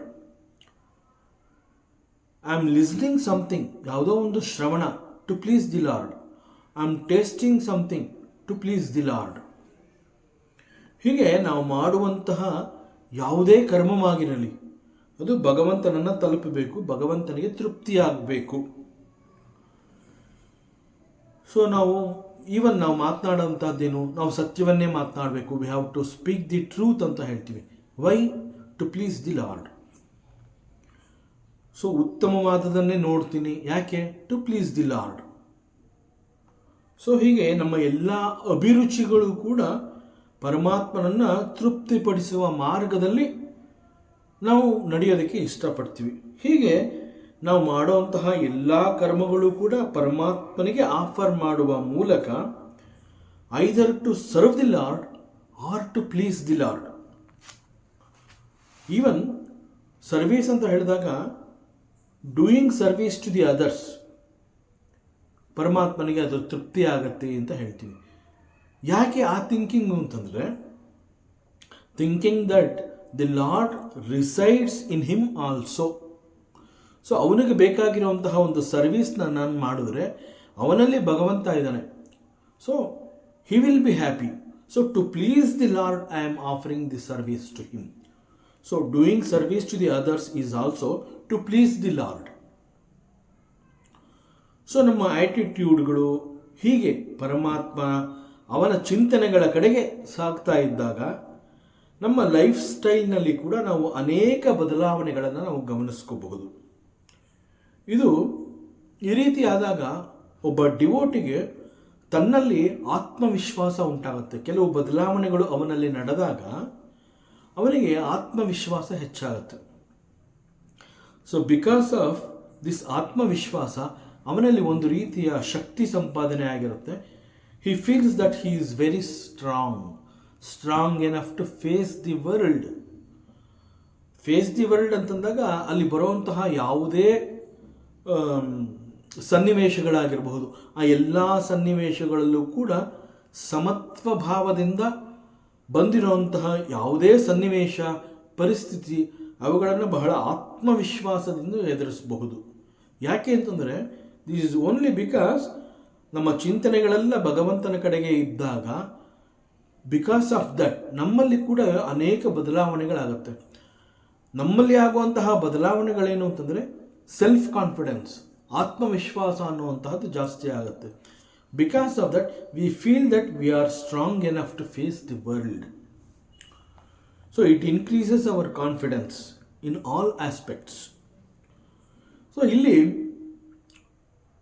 Ravana ಇದಂ ಶಿರಃ ಪದ್ಮಶ್ರೇಣಿ ರಚಿತ ಚರಣಾಂಬೂರು ಹಬಲೇಹೇ. So Ravana is offering all his 10 heads to Lord Shiva, one after the other. So the symbolic meaning ಏನು ಅಂತಂದರೆ, it is only all these actions are being done to please the Lord. So ಇಲ್ಲಿ ರಾವಣ ತನ್ನ 10 ತಲೆಗಳನ್ನು ಒಂದಾದ ನಂತರ ಒಂದು ಪರಮಾತ್ಮ ಶಿವನಿಗೆ ಅರ್ಪಿಸ್ತಾ ಇದ್ದಾನೆ. ದ ಇನ್ನರ್ ಮೀನಿಂಗ್ ಏನು ಅಂತಂದರೆ, ತನ್ನ ಅಷ್ಟೂ ಇಂದ್ರಿಯಗಳ ಮೂಲಕ ನಡೆಯುವಂತಹ ಅಷ್ಟೂ ಕರ್ಮಗಳನ್ನು ಕೂಡ ಪರಮಾತ್ಮನಿಗೆ ಅರ್ಪಣೆ ಮಾಡುವಂತಹದ್ದು. ಸೊ ಅಷ್ಟೂ ಕರ್ಮಗಳು, ಎಲ್ಲ ಇಂದ್ರಿಯಗಳನ್ನು 10 ಇಂದ್ರಿಯಗಳನ್ನು ಉಪಯೋಗಿಸಿ ಆ ಮೂಲಕ ಮಾಡುವಂತಹ ಸರ್ವ ಕರ್ಮಗಳು is to please the Lord. ಆದ್ದರಿಂದ 10 ತಲೆಗಳು ಅಂತಂದರೆ ಪಂಚ ಜ್ಞಾನೇಂದ್ರಿಯ, ಪಂಚ ಕರ್ಮೇಂದ್ರಿಯ, ಅವುಗಳನ್ನು ಉಪಯೋಗಿಸಿಕೊಂಡು ಕೆಲವು ಕರ್ಮಗಳನ್ನು ಮಾಡಿ ಆ ಕರ್ಮಗಳನ್ನು ಭಗವಂತನಿಗೆ ಅರ್ಪಣೆ ಮಾಡುವಂತಹದ್ದು, in order to please the Lord. So he says it is okay that Ravana he has offered all his 10 heads to the Lord Shiva. ಇದನ್ನು ಪುಷ್ಪದಂತಾಚಾರ್ಯ ಹೇಳ್ತಾ ಇದ್ದಾರೆ ಇಲ್ಲಿ. It is okay. ರಾವಣ ತನ್ನ 10 ತಲೆಗಳನ್ನು ಭಗವಂತನಿಗೆ ಅರ್ಪಣೆ ಮಾಡ್ದ. ಇಲ್ಲಿ ಚರ್ಚೆ ಮಾಡ್ತಾ ಇರುವಂಥದ್ದು ಏನು ಅಂತಂದರೆ, ರಾವಣ ಅಷ್ಟು ದೊಡ್ಡ ಭಕ್ತ, is a great devotee of lord Shiva. ಅವನಲ್ಲಿ ರಾಕ್ಷಸತನ ಹೇಗೆ ಬಂತು, ಹೇಗೆ ಅವನು ರಾಕ್ಷಸನಾಗಿ ಬದಲಾದ ಅನ್ನುವಂತಹದನ್ನು ತಿಳ್ಕೊಳ್ಳುವ ಕಾರಣದಿಂದ ಈ ಚರ್ಚೆಯನ್ನು ನಾವು ಮಾಡ್ತಾ ಇದ್ದೀವಿ. ಇಲ್ಲಿ ಪುಷ್ಪದಂತಾಚಾರ್ಯ ಹೇಳ್ತಾ ಇದ್ದಾನೆ, it is fine that he has offered all his 10 heads to the Lord Shiva. But Ravana ಏನು ಮಾಡಬೇಕಾಗಿತ್ತು ಅಂತಂದರೆ, ತನ್ನ 11ನೇ ತಲೆಯನ್ನು ಪರಮಾತ್ಮನಿಗೆ ಅರ್ಪಣೆ ಮಾಡಬೇಕಾಗಿತ್ತು. ಅದನ್ನು ಅವನು ಮಾಡಲಿಲ್ಲ ಅಂತ ಹೇಳ್ತಾ ಇದ್ದಾನೆ. ಸೊ ಇಲ್ಲಿ ನಾವು ಇಲ್ಲಿವರೆಗೆ ಪುರಾಣಗಳ ಪ್ರಕಾರ ನಾವು ತಿಳ್ಕೊಂಡಿರುವಂತಹದ್ದೇನು ಅಂತಂದರೆ, ರಾವಣನಿಗೆ ಒಟ್ಟು 10 ತಲೆಗಳಿತ್ತು. ಆದರೆ ಇಲ್ಲಿ ಗ್ರಂಥಕರ್ತ ಪುಷ್ಪದಂತಾಚಾರ್ಯ ಹೇಳ್ತಾ ಇರುವಂತಹದ್ದೇನು ಅಂತಂದರೆ, in order to please the Lord Shiva, Ravana has offered all his 10 heads. Instead he should have offered the 11th head. ತನ್ನ 11ನೆಯ ತಲೆಯನ್ನು ಕೊಡಬೇಕಾಗಿತ್ತು, ಅದನ್ನು ಮಾಡಲಿಲ್ಲ ಅವನು ರಾವಣ. ಸೊ ಈ ರೀತಿ ಒಂದು ಆರೋಪವನ್ನು ರಾವಣನ ಮೇಲೆ ಪುಷ್ಪದಂತಾಚಾರ್ಯ ಹಾಕಿದ್ದಾನೆ. ಸೊ ಇಲ್ಲಿರುವಂತಹದ್ದೇನು ಅಂತಂದರೆ, 11ನೇ ತಲೆ ಅಂತ ಹೇಳ್ತಾ ಇರುವಂತಹದ್ದು ರಾವಣನ ಅಹಂಕಾರವನ್ನು ಕುರಿತು ಹೇಳಿರುವಂತಹದ್ದು. 10 ಇಂದ್ರಿಯಗಳು ರೆಪ್ರೆಸೆಂಟ್ಸ್ ಹಿಸ್ 10 heads. ಹಿಸ್ ಅಹಂಕಾರ is the 11th head. So ಪರಮಾತ್ಮನಿಗೆ ಮುಖ್ಯವಾಗಿ ನಾವು ಆಫರ್ ಮಾಡಬೇಕಾಗಿರುವಂತಹದ್ದೇನು ಅಂತಂದರೆ, ನಮ್ಮ ಅಹಂಕಾರವನ್ನು ನಾವು ನಾಶ ಮಾಡ್ಕೋಬೇಕು, ಭಗವಂತನಿಗೆ ಅರ್ಪಿಸ್ಬಿಡ್ಬೇಕು. ಅಹಂಕಾರವನ್ನು ನಾವು ಬಿಟ್ಕೊಟ್ಬಿಡ್ಬೇಕು. ಅಹಂಕಾರದಿಂದ ಏನೂ ಸಂಪಾದನೆ ಮಾಡೋಕ್ಕಾಗೋದಿಲ್ಲ ಅನ್ನೋದು ಗೊತ್ತಾದ ಮೇಲೆ ಅಹಂಕಾರವನ್ನು ನಮ್ಮ ಬಳಿ ಉಳಿಸ್ಕೊಳ್ಳೋದ್ರಿಂದ ಅದು ನಮಗೆ ಕೆಡಕನ್ನೇ ಉಂಟು ಮಾಡುತ್ತೆ ಅಷ್ಟೇ ಹೊತ್ತು ಅದು ಯಾವ ರೀತಿಯಿಂದ ಕೂಡ ನಮ್ಮ ಬೆಳವಣಿಗೆಗೆ ಅದು ಸಹಾಯಕವಾಗೋದಿಲ್ಲ. ಆದ್ದರಿಂದ ಇನ್ಸ್ಟೆಡ್ ಆಫ್ ಕೀಪಿಂಗ್ ದಿಸ್ ಅಹಂಕಾರ with us, we have to surrender our selfs at the feet of the Lord. ಭಗವಂತನಿಗೆ ನಾವು ನಮ್ಮ ಈ ಅಹಂಕಾರವನ್ನು ಅರ್ಪಿಸ್ಬಿಡಬೇಕು. ಸೊ ಅದನ್ನು ಇಲ್ಲಿ ರಾವಣ ಮಾಡಲಿಲ್ಲ. 10 ಇಂದ್ರಿಯಗಳನ್ನು ಮಾಡಿದ್ದಾನೆ, 10 ತಲೆಗಳನ್ನು ಅವನು ಆಫರ್ ಮಾಡಿದ್ದಾನೆ. ಮುಖ್ಯವಾಗಿ ಅವನು ಅಹಂಕಾರವನ್ನು ನಾಶಪಡಿಸ್ಕೋಬೇಕಾಗಿತ್ತು ರಾವಣ. ಬಟ್ ಅಹಂಕಾರವನ್ನು ನಾಶಪಡಿಸಿಕೊಳ್ಳದೆ ಅಹಂಕಾರವನ್ನು ರಾವಣ ತನ್ನ ಬಳಿನೇ ಇಟ್ಕೊಂಡ. ಸೊ ಯಾವಾಗ ಅಹಂಕಾರ ಅವನ ಬಳಿನೇ ಉಳ್ಕೋತೋ ಆಗ ಅವನಲ್ಲಿ ನಾನು, ನನ್ನದು, ನನಗೆ ಎನ್ನುವಂತಹ ಮಮಕಾರ, ಅಹಂಕಾರ ಇವೆಲ್ಲ ಜಾಗೃತವಾಯಿತು. ಯಾವಾಗ ನಾನು, ನನಗೆ, ನಂದು ಅಂತ ಹೇಳಿ ಲೋಕದಲ್ಲಿ ಅವನು ಆಸೆ ಬಯಕೆಗಳ ಹಿಂದೆ ಹೋಗೋದಕ್ಕೆ ಪ್ರಾರಂಭ ಮಾಡ್ದ. ಲೌಕಿಕ ವಸ್ತುಗಳು ಅವನಿಗೆ ಬಹಳ ಆಕರ್ಷಣೀಯವಾಗಿ ಕಾಣೋಕ್ಕೆ ಪ್ರಾರಂಭ ಆಯಿತು. ಸೊ ಹೀಗೆ ಅಹಂಕಾರವನ್ನು ತನ್ನ ಬಳಿ ಉಳಿಸ್ಕೊಂಡ ಕಾರಣದಿಂದ ಅವನಲ್ಲಿ ಈ ಆಸೆ ಬಯಕೆಗಳು ಮತ್ತೆ ಮತ್ತೆ ಚಿಗುರುವಂತೆ ಆಯಿತು.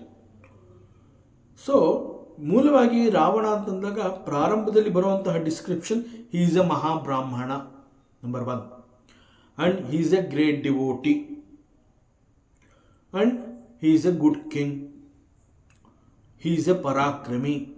ಇಂತಹ ವಿಶೇಷತೆಗಳನ್ನು ಕೊಟ್ಟು ಹೇಳ್ತಾ ಇದ್ವಿ ರಾವಣ ಅಂತಂದಾಗ. ಆದರೆ ಈಗ ರಾವಣ ತನ್ನ ಅಹಂಕಾರವನ್ನು ನಾಶಪಡಿಸ್ಕೊಳ್ಳದೆ ಇದ್ದಿದ್ದರಿಂದ ಅವನಲ್ಲಿ ಆಸೆ ಬಯಕೆಗಳು ಹೆಚ್ಚಾಗಿ ರಾಕ್ಷಸನಾಗಿ ಬದಲಾಗಿ ಹೋದ. ಸೊ ಅಹಂಕಾರ ನಾಶವಾಗದ ಕಾರಣ ಆಸೆ ಬಯಕೆಗಳ ಹಿಂದೆ ಬಿದ್ದು ರಾಕ್ಷಸಿ ಗುಣಗಳನ್ನು ತನ್ನ ಮೇಲೆ ಎಳ್ಕೊಂಡ ಅವನು ರಾವಣ. ಸೊ ಇಲ್ಲಿ ನಾವು ಮುಖ್ಯವಾಗಿ ಗಮನಿಸಬೇಕಾಗಿರುವಂತಹ ಪಾಯಿಂಟ್ ಏನು ಅಂತಂದರೆ, ನಾವು ಪುರಾಣಗಳಲ್ಲಿ ಅಲ್ಲಲ್ಲಿ ಓದ್ತಾ ಇರ್ತೀವಿ, ಅನೇಕ ಋಷಿ ಮುನಿಗಳು ಕೂಡ ಬಹಳ ದೀರ್ಘವಾದ, ಬಹಳ ದೊಡ್ಡ ತಪಸ್ಸನ್ನು ಮಾಡ್ತಾರೆ. ಅದರಂತೆ ರಾಕ್ಷಸರು ಕೂಡ ಪರಮಾತ್ಮನನ್ನು ಕುರಿತು ಬಹಳ ಕಠಿಣವಾದ ತಪಸ್ಸನ್ನು ಮಾಡ್ತಾರೆ.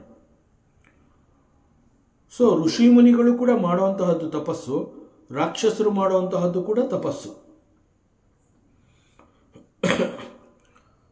ಇಲ್ಲಿ ಋಷಿ ಮುನಿಗಳು ತಪಸ್ಸು ಯಾಕೆ ಮಾಡ್ತಾರೆ ಅಂತಂದರೆ, ಟು ಡೆಸ್ಟ್ರಾಯ್ ದರ್ ಈಗೋ, ಅಹಂಕಾರ ನಾಶವಾಗಲಿ, ಸೋ ದಟ್ ನಮ್ಮ ಅಹಂಕಾರ ನಾಶವಾದರೆ ನಾವು ಲೋಕದಲ್ಲಿ ಆಸೆಯ ಬಯಕೆಗಳ ಹಿಂದೆ ಹೋಗೋದಿಲ್ಲ.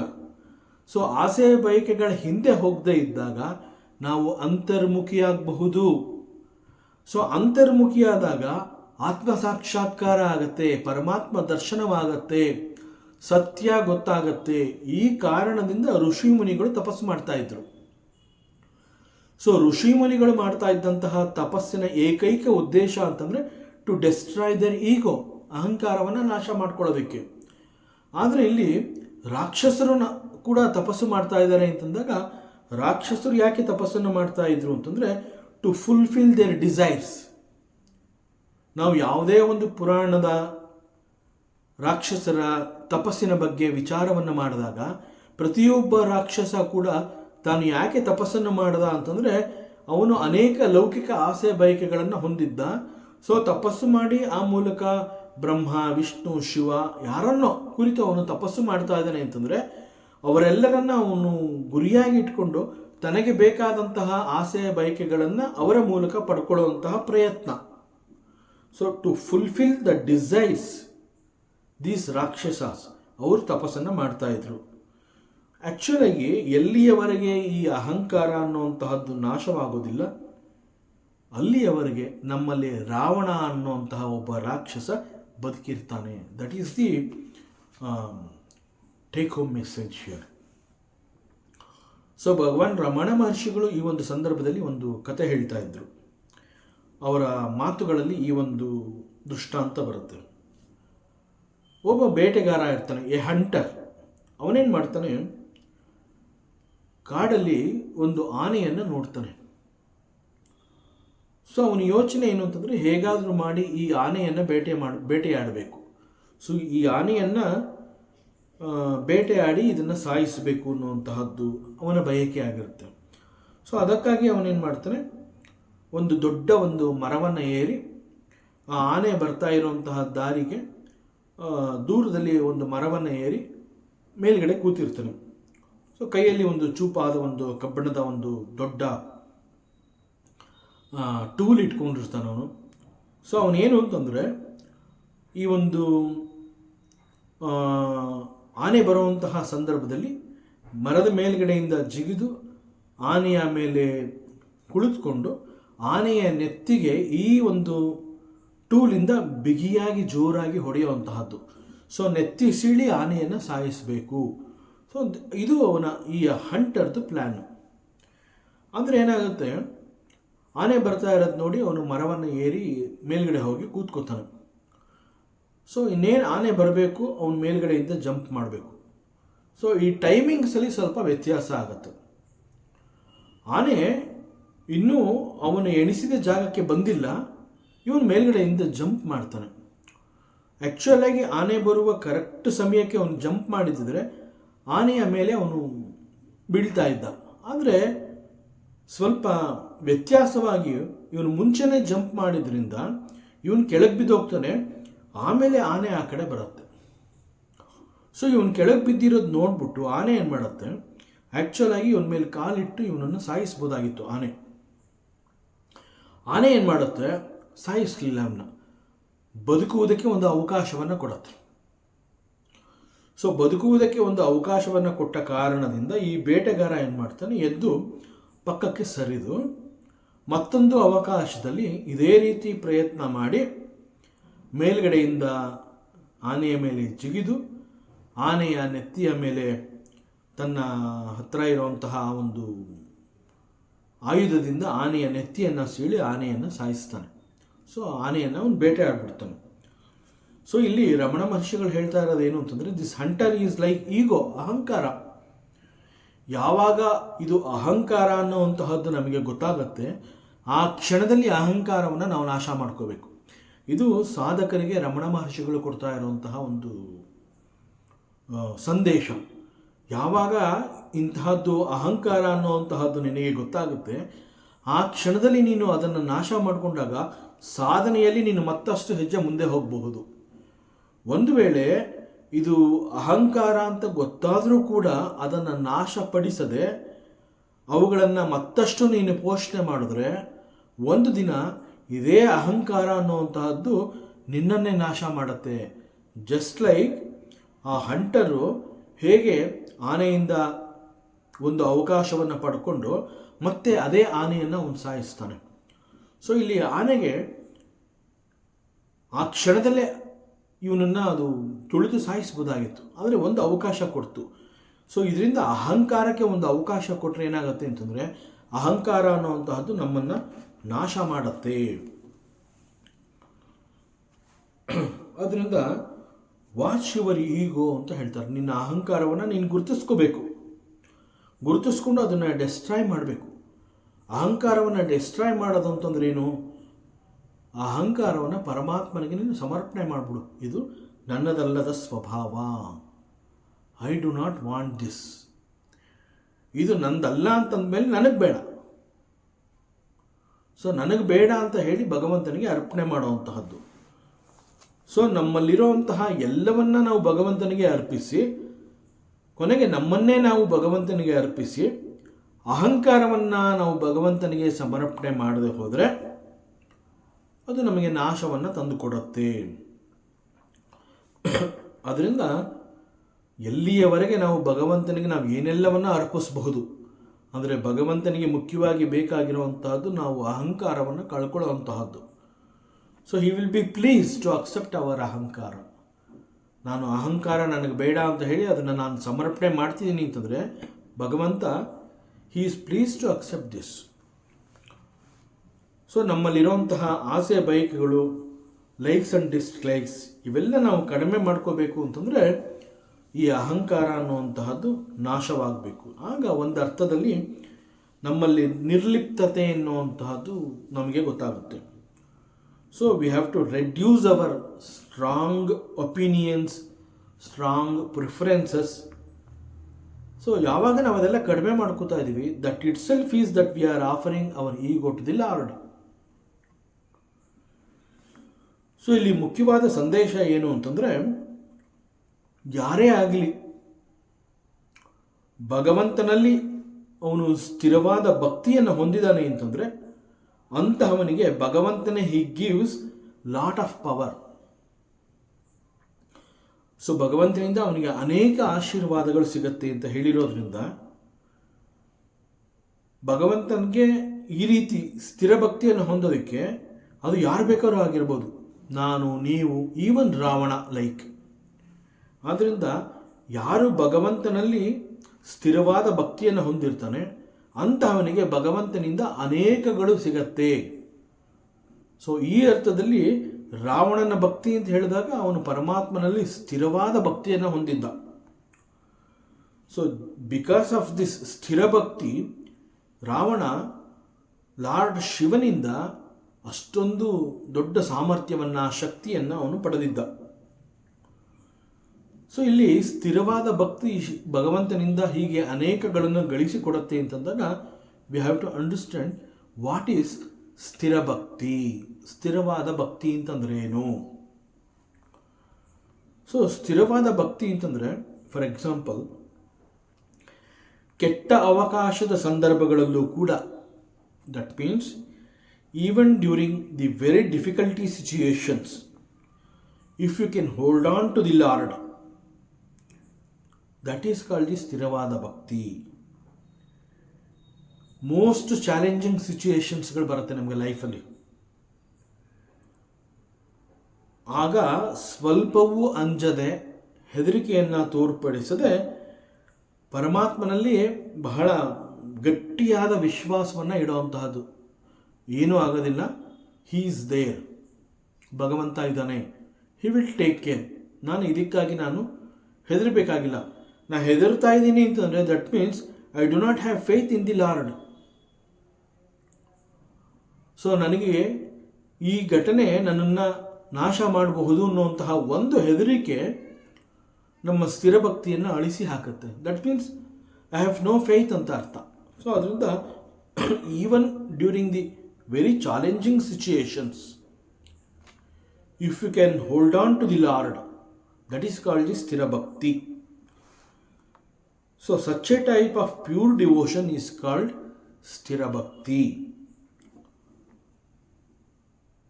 ನಾವು ಮಹಾಭಾರತವನ್ನು ನೆನಪು ಮಾಡಿಕೊಂಡ್ರೆ ಮಹಾಭಾರತದಲ್ಲಿ ಬರುವಂತಹ ಕುಂತಿಯ ವ್ಯಕ್ತಿತ್ವ ಅಂಡ್ ಆಲ್ಸೋ ದಿ ಪಾಂಡವಾಸ್, ಹಾಗೂ ಅಲ್ಲಿ ಕೌರವರು ಇರ್ತಾರೆ. So between Kauravas and Pandavas ನೋಡಿದ್ರೆ, ಪಾಂಡವರು ಅಂತ ಹೇಳಿದಾಗ ದೇ ಹ್ಯಾವ್ ಫೇತ್ ಇನ್ ಭಗವಾನ್, ಹಾಗೂ ಎಲ್ಲ ಸಮಯದಲ್ಲೂ ಕೂಡ ಅವರು ಭಗವಂತನ ಆಶ್ರಯವನ್ನು ಪಡೆದವರಾಗಿರ್ತಾರೆ. ನಾವು ಇದೇ ಪಾಂಡವಾಸ್ ಆ್ಯಂಡ್ ಕುಂತಿಯನ್ನು ನೆನಪು ಮಾಡಿಕೊಂಡ್ರೆ ಸದಾಕಾಲ ಅವರ ಜೀವನ ಕಷ್ಟ, ನೋವು, ಸಂಕಟಗಳಲ್ಲಿಯೇ ಅವರು ಕಳೆದು ಹೋಗಿರ್ತಾರೆ.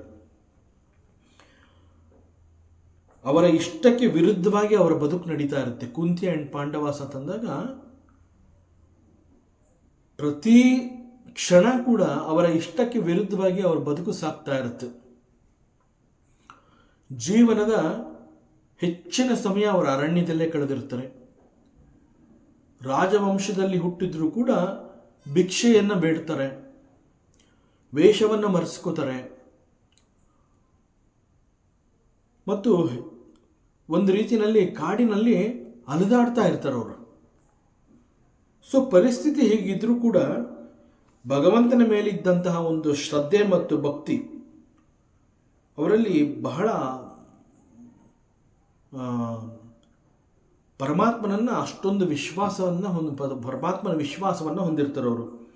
ಸೊ ಅವರ ಭಕ್ತಿನಲ್ಲಿ ಎಲ್ಲೂ ಕೂಡ ಲೋಪದೋಷ ಇರೋದಿಲ್ಲ. ಹೀಗಾಗಿ ಪ್ರತಿ ಕ್ಷಣ ಭಗವಂತ ಲಾರ್ಡ್ ಶ್ರೀಕೃಷ್ಣ ವಾಸವಿದ್ಯಂ, ಹೆಜ್ಜೆ ಹೆಜ್ಜೆಗೂ ಕೂಡ ಅವರಿಗೆ ಅಷ್ಟೊಂದು ಅಡ್ಡಿ ಆತಂಕಗಳ ಸರಮಾಲೆಗಳನ್ನೇ ಅಲಂಕರಿಸಿಕೊಂಡು ಅವರು ಜೀವನವನ್ನು ಸಾಗ್ತಾ ಇದ್ರು ಕೂಡ ದಿ ಲಾರ್ಡ್ ಕೃಷ್ಣ ಸದಾಕಾಲ ಅವ್ರ ಜೊತೆಯಲ್ಲೇ ಇದ್ದು ಅವರ ಎಲ್ಲ ಅಡ್ಡಿ ಆತಂಕಗಳನ್ನು ನಿವಾರಣೆ ಮಾಡ್ತಾ ಮತ್ತಷ್ಟು ಅವ್ರನ್ನ ಮುಂದಕ್ಕೆ ಕರ್ಕೊಂಡು ಹೋಗ್ತಾ ಇದ್ದ. ಇಟ್ ಈಸ್ ಬಿಕಾಸ್ ಅವರು ಸಂಪೂರ್ಣವಾಗಿ ಲಾರ್ಡ್ ಕೃಷ್ಣನಲ್ಲಿ ಆಶ್ರಯವನ್ನು ಪಡೆದಿರ್ತಾರೆ. ಸೊ ಕೃಷ್ಣ ಅಂತಂದರೆ he will take care of us. So ಒಂದು ಕುಂತಿ ಸ್ತುತಿ ಅಂತಲೇ ಇದೆ ಅಲ್ಲ, ಅವಳು ಅದೇ ಹೇಳ್ತಾಳೆ, ನನಗೆ ಸುಖ ಅನ್ನೋವಂತಹದ್ದನ್ನ ನೀನು ಕೊಡಲೇಬೇಡ. ಯಾಕೆಂತಂದರೆ ಸುಖ ಅನ್ನೋವಂತಹದ್ದು ನನ್ನ ಪಾಲಿಗೆ ಬಂದರೆ ನಾನು ನಿನ್ನನ್ನು ಮರೆತು ಬಿಡಬಹುದು. ಅದರ ಬದಲು ಕಷ್ಟ, ನೋವು, ಸಂಕಟ ಅನ್ನೋವಂತಹದ್ದು ನನಗೆ ಒದಗಿ ಬಂದರೆ ನಾನು ಕಣ್ಣು ಮುಚ್ಕೊಂಡು ಕೃಷ್ಣ ಅಂತಂದರೆ ಕಣ್ಣು ಬಿಡೋದ್ರೊಳಗಡೆ ನೀನು ನನ್ನ ಎದುರುಗಡೆ ಇರ್ತೀಯ. ಹಾಗೆ ಎಲ್ಲನೂ ಮರ್ತು ಹೋಗ್ಬಿಡತ್ತೆ. ನನಗೆ ನೋವು, ಸಂಕಟ, ದುಃಖ ಎಲ್ಲ ಮರ್ತು ಹೋಗುತ್ತೆ. ಸೊ ಅದರಿಂದ ನನಗೆ ಯಾಕೆ ಸುಖ ಬೇಕು? ಅದ್ರ ಬದಲು ನನಗೆ ಕಷ್ಟಗಳನ್ನೇ ಕೊಡು, ಸದಾಕಾಲ ನಾನು ನಿನ್ನನ್ನು ನೆನಪು ಮಾಡ್ಕೋತಾ ಇರ್ತೀನಿ ಅಂತ ಹೇಳ್ತಾಳೆ. ಕುಂತಿ ಸ್ತುತಿನಲ್ಲಿ ಇದು ಬರುತ್ತೆ. ಸೊ ಹೀಗೆ ಭಗವಂತನ ಆಶ್ರಯದಲ್ಲಿ ಅವರು ಇದ್ದಾರೆ ಅಂತಂದರೆ he will take care of all these. ಅವರ ಎಲ್ಲ ಪ್ರಾಬ್ಲಮ್ಸ್ಗಳನ್ನು ಕೂಡ ಪರಮಾತ್ಮ he will take care. So that is ಆ ಒಂದು ಆಶೀರ್ವಾದ and that is their strength. So ಸ್ಥಿರಭಕ್ತಿ ಅಂತಂದರೆ ಹೀಗೆ ಅದು ಪ್ರತಿ ಹಂತದಲ್ಲೂ ಅದು ನಮ್ಮನ್ನು ಕಾಪಾಡತ್ತೆ. ಮತ್ತು ಸ್ಥಿರಭಕ್ತಿಯ ಮತ್ತೊಂದು ರೂಪ, ಅದರ ಮತ್ತೊಂದು ಮುಖ ಅಂತಂದರೆ, ಈಗ ಒಬ್ಬ ಸಾಧಕ ತನ್ನ ಬದುಕಿನಲ್ಲಿ ಯಾವುದು ಅತಿ ಮುಖ್ಯ ಅವುಗಳಲ್ಲಿ ಕೆಲವುಗಳನ್ನು ಪ್ರಿಯಾರಿಟಿ ಅಂತ ಹೇಳಿ ಅವುಗಳನ್ನು ಅವನು ಅರ್ಥ ಮಾಡ್ಕೊಂಡಿರ್ತಾನೆ. ಭಗವಂತನನ್ನು ನಾವು he is not a doer ಅಂತ ಹೇಳ್ತೀವಿ. ಭಗವಂತ ಏನನ್ನೂ ಮಾಡುವವನಲ್ಲ, ಹಿ ಈಸ್ ಅಕರ್ತ. So at the same time ಭಗವಂತ he will not ask us to do something. ನೀನು ಇಂತಹದ್ದೇ ವ್ರತ ನಿಯಮಗಳನ್ನು ಮಾಡಬೇಕು, ನನ್ನ ಪೂಜೆಯನ್ನು ಹೀಗೆ ಮಾಡಬೇಕು, ನನಗೆ ದಿನನಿತ್ಯ ಇಂತಹ ಅಭಿಷೇಕವನ್ನು ಮಾಡಬೇಕು. ಹಿ will not ask, he will not demand. ಅವನು ಕೇವಲ ಅವನ ಪಾಡಿಗೆ ಅವನು ಇರ್ತಾನೆ. ದಟ್ ಈಸ್ ವೈ ಭಗವಂತ ಅಂತಂದಾಗ ಹಿ ಈಸ್ ಎ ವಿಟ್ನೆಸ್ ಅಂತ ಹೇಳ್ತೀವಿ. ಅವನೊಬ್ಬ ಸಾಕ್ಷಿ, ಎಲ್ಲವುಗಳಿಗೆ ಅವನು ಸಾಕ್ಷಿಯಾಗಿರ್ತಾನೆ. ಸಾಕ್ಷಿ ಅಂತಂದ್ರೆ ಏನು? ಯಾರ ಪರಾನೂ ಅಲ್ಲ ಅವನು. ಹಿ will B N observer, that's all. So ಭಗವಂತ ಅಂತಂದರೆ ಆ ರೀತಿ. ಸೊ ಅವನು ನಮ್ಮ ಯಾರ ಮೇಲೂ ಕೂಡ ನೀನು ಹೀಗಿರಬೇಕು ಹಾಗಿರಬೇಕು ಅಂತ ಹೇಳಿ ಪ್ರೆಷರ್ ಹಾಕೋದಿಲ್ಲ. ಸೊ ನೀನು ಪೂಜೆ ಮಾಡೋವಂತಹದ್ದು, ಧ್ಯಾನ ಮಾಡೋವಂತಹದ್ದು ಅದೆಲ್ಲ ಹೀಗೇ ಇರಬೇಕು ಅಂತ ಹೇಳಿ ಅವನು ಡಿಮ್ಯಾಂಡ್ ಮಾಡೋದಿಲ್ಲ. ಜೊತೆಗೆ ನಾವು ಹೇಗೆ ಪೂಜೆ ಮಾಡಿದ್ರೂ ಕೂಡ he will accept it. That is the speciality. He is very simple. ಭಗವಂತ ಅಂತ ಹೇಳಿದಾಗ ಹಿ ಈಸ್ ವೆರಿ ಸಿಂಪಲ್. ಬಹಳ ಬೇಗ ತೃಪ್ತಿಯನ್ನು ಹೊಂದುತ್ತಾನೆ. ಇವತ್ತು ಹೂವಿಲ್ಲಪ್ಪ, ಬರೀ ಪೂಜೆ ಮಾಡ್ತಾ ಇದ್ದೀನಿ, ಓಕೆ ಡನ್. ಸೊ ಪರಮಾತ್ಮ ಅಂತಂದರೆ ಅವನ ಈ ಒಂದು ಗುಣ ಬಹಳ ಇಷ್ಟ ಆಗತ್ತೆ ಎಲ್ರಿಗೂ. ಸೊ ಅವನು ಯಾವತ್ತೂ ಕೂಡ ನೀನು ಇಂತಹದೇ ಒಂದು ದೇವಸ್ಥಾನಕ್ಕೆ ಹೋಗಬೇಕು, ಈ ರೀತಿಯ ಅಲಂಕಾರವನ್ನು ಹೀಗೆ ಮಾಡಬೇಕು, ಮತ್ತು ನನ್ನ ನೈವೇದ್ಯ ಅಂತ ಹೇಳಿ ಇದಕ್ಕೆ ಇಂತಹ ಒಂದು ಆಹಾರಗಳನ್ನು, ಭಕ್ಷ್ಯವನ್ನು, ಸಿಹಿಯನ್ನು, ಹಣ್ಣು ಹಂಪಲುಗಳನ್ನು ಈ ರೀತಿ ಇಡಬೇಕು, ಅವನು ಯಾವತ್ತೂ ಕೂಡ ಆ ರೀತಿ ಡಿಮ್ಯಾಂಡ್ ಮಾಡೋದಿಲ್ಲ. ನೈವೇದ್ಯ ಅಂತ ಹೇಳಿ ನಾವು ಏನು ಅವನು ಮುಂದೆ ಇಡ್ತೀವಿ, ಹಿ ವಿಲ್ ಅಕ್ಸೆಪ್ಟ್ ಇಟ್. ಆದರೆ ನಾವೇ ಮನಸ್ಸಿನಲ್ಲಿ ಕೆಲವು ಆಸೆಗಳನ್ನು ಬೆಳೆಸ್ಕೊಂಡಿರ್ತೀವಿ. ಆ ಆಸೆಗಳನ್ನು ಬೆಳೆಸ್ಕೊಂಡು ಸ್ವಭಾವ ಹೇಗಿರುತ್ತೆ ಅಂತಂದರೆ ಅದಕ್ಕೆ ತಕ್ಕಂತೆ ನಾವು ಬದಲಾಯಿಸ್ಕೋತೀವಿ. ಅನೇಕ ವಿಷಯಗಳಲ್ಲಿ ತಲೆಯಲ್ಲಿ ಒಂದು ಪ್ರೆಷರ್ ಕ್ರಿಯೇಟ್ ಆಗೋವರೆಗೆ ಕೆಲವುಗಳನ್ನು ನಾನು ಮಾಡೋದಿಲ್ಲ, ಈ ರೀತಿಯ ಕೆಲವು ಹಠಗಳನ್ನು ನಾವು ಬೆಳೆಸ್ಕೋತೀವಿ. And at the same time ಆ ರೀತಿಯ ಒಂದು ಪ್ರೆಷರ್ ಕ್ರಿಯೇಟ್ ಮಾಡ್ಕೊಳ್ದೆ ಹೋದರೆ ಮನಸ್ಸು ಏನನ್ನು ಮಾಡೋದಕ್ಕೂ ಕೂಡ ಅದು ಪ್ರಚೋದನೆಯನ್ನು ನೀಡೋದೇ ಇಲ್ಲ. ಆದರೆ ಸ್ಥಿರ ಭಕ್ತಿ ಅಂತ ಹೇಳಿದಾಗ ಸಮಯ ಸಂದರ್ಭ ಹೇಗೆ ಇರಲಿ, ನನ್ನ ಪಾಲಿನ ಕರ್ಮಗಳನ್ನು ನಾನು ಹೇಗೆ ಮಾಡಬೇಕು ಹಾಗೆ ಮಾಡ್ತಾ ಹೋಗುವಂತಹದ್ದು. ಮಳೆ ಇರಲಿ, ಗಾಳಿ ಇರಲಿ, ಚಳಿ ಇರಲಿ, ಇಟ್ ಈಸ್ ಮೈ ರೆಸ್ಪಾನ್ಸಿಬಿಲಿಟಿ. ಪರಮಾತ್ಮನನ್ನು ಈ ಸಮಯದಲ್ಲಿ ಪೂಜೆ ಮಾಡುವಂತಹದ್ದು ನನ್ನ ಕರ್ತವ್ಯ. ದಟ್ ಈಸ್ ಭಕ್ತಿ.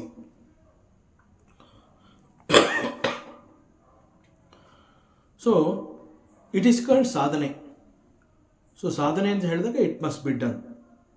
ಸೊ ಹೀಗೆ ನಾವು ಮಾಡುವಂತಹದ್ದನ್ನು ಕರ್ತವ್ಯ ಮತ್ತು ಧರ್ಮ, ಈ ಒಂದು ಅಂಡರ್ಸ್ಟ್ಯಾಂಡಿಂಗಲ್ಲಿ ನಾವು ಏನು ಭಗವಂತನ ಒಂದು ಸೇವೆಯನ್ನು ಮಾಡ್ತೀವಿ, ದಟ್ ಈಸ್ ಕಾಲ್ಡ್ ಸ್ಥಿರ ಭಕ್ತಿ.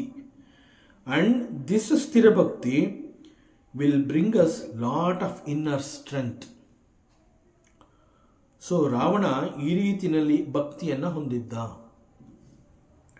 ಸೊ ರಾವಣನದು ಸ್ಥಿರವಾದ ಭಕ್ತಿ. ಸೊ ಬಿಕಾಸ್ ಆಫ್ ದಿಸ್ ಅವನು ಪರಮಾತ್ಮನಲ್ಲಿ ಇಂತಹ ಒಂದು ಸ್ಥಿರವಾದ ಭಕ್ತಿಯನ್ನು ಹೊಂದಿ, ಈ ದೇಹ ಭಗವಂತ ನನಗೆ ಕೊಟ್ಟಿರುವಂತಹ ಈ ದೇಹ ಈಸ್ ನಶ್ವರ, I am not the body. ಅವನು ತಿಳ್ಕೊಂಡಿರ್ತಾನೆ, ಈ ಜ್ಞಾನವನ್ನು ಹೊಂದಿರ್ತಾನೆ. ಈ ದೇಹವೇ ನಾನಲ್ಲ, ಮತ್ತು ಈ ದೇಹ ನನ್ನ ಜೊತೆ ಯಾವಾಗಲೂ ಇರೋದಿಲ್ಲ. ಯಾವತ್ತೋ ಒಂದು ದಿವಸ ಇದು ಬಿದ್ದೋಗುವಂತಹದ್ದು ದೇಹ.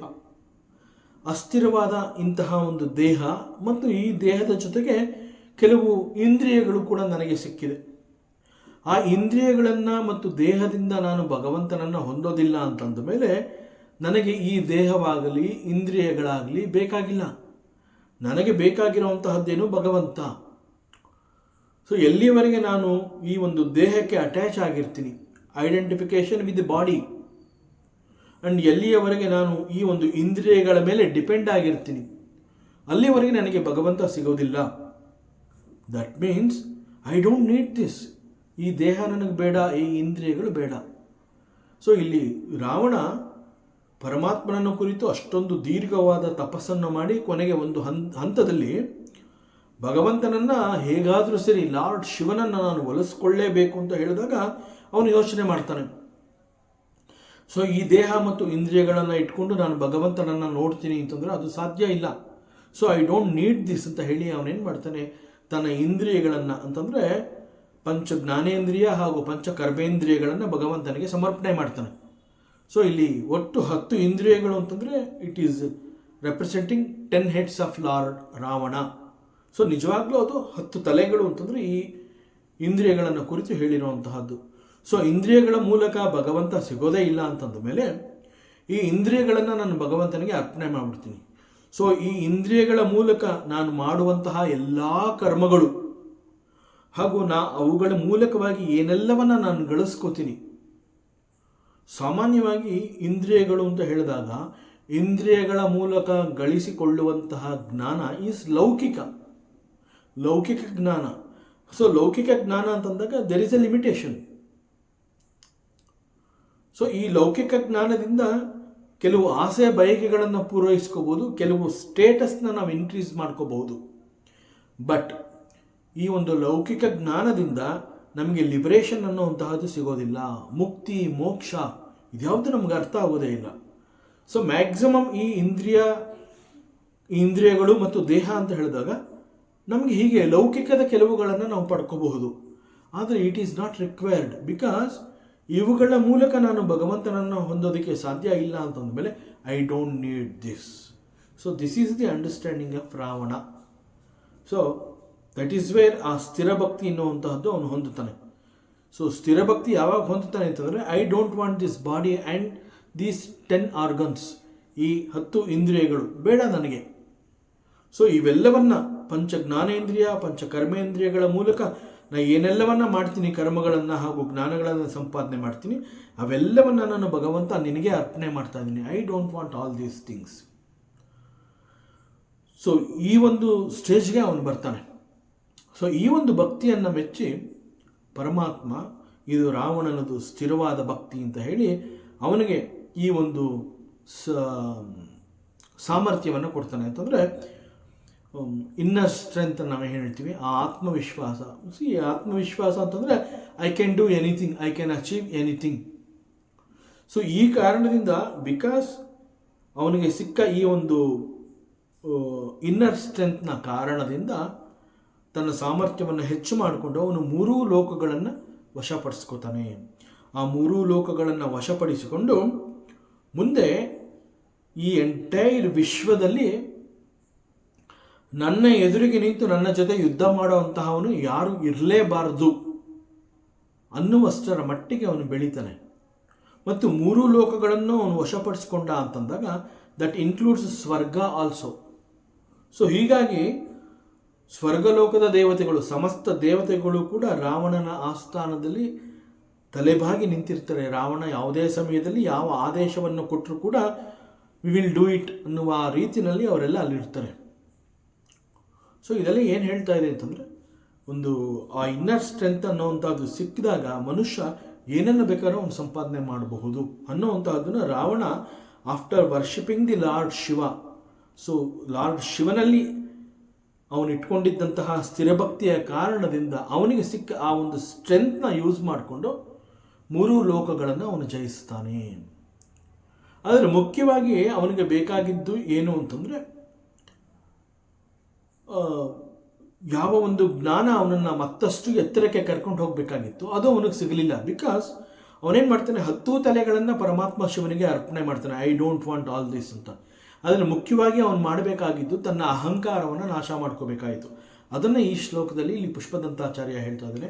ರಾವಣ ಇಲ್ಲಿ 10 ತಲೆಗಳನ್ನು ಅರ್ಪಿಸಿದ, ಆದರೆ ಅಹಂಕಾರ ಅನ್ನುವಂತಹ ತನ್ನ 11ನೆಯ ತಲೆಯನ್ನು ಅವನು ತನ್ನ ಬಳಿನಲ್ಲೇ ಇಟ್ಕೊಂಡ.